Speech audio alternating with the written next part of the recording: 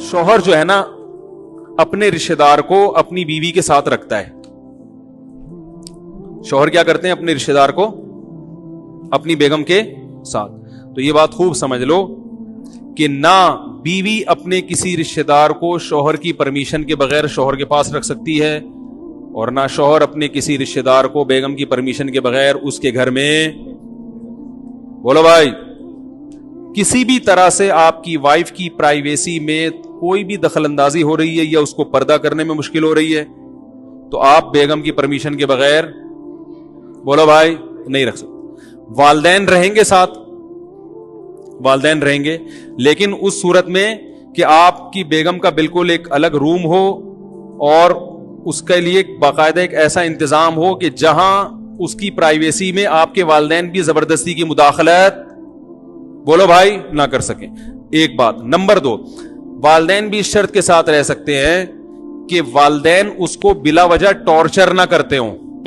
اگر آپ کو یہ اندازہ ہو گیا کہ اگرچہ میں نے بیگم کو گھر میں الگ روم لے کے دیا ہوا ہے، الگ اٹیچ باتھ روم، سب پرائیویسی ہے اس کی، اس کے باوجود میری اماں بار بار گھس کے اس کو ٹینشن دیتی ہیں، جو کہ بعض امائیں دیتی ہیں، وہ جو یہاں بیان نہیں سن رہی اور نہ کبھی قیامت تک سنیں گی، وہ بلا وجہ اس کو ٹارچر کر رہی ہیں، تو بھی آپ پر لازم ہے کہ آپ بیگم کو اپنی اماں سے، بولو بھائی، الگ رکھیں.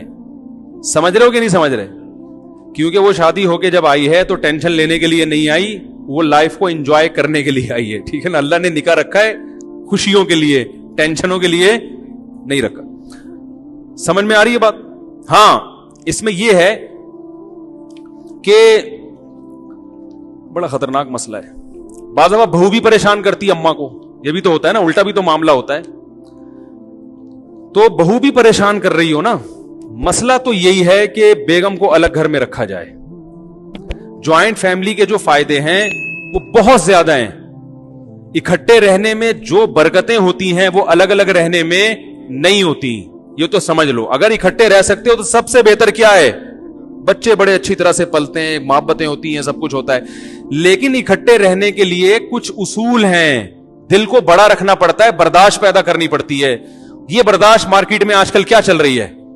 شارٹ چل رہی.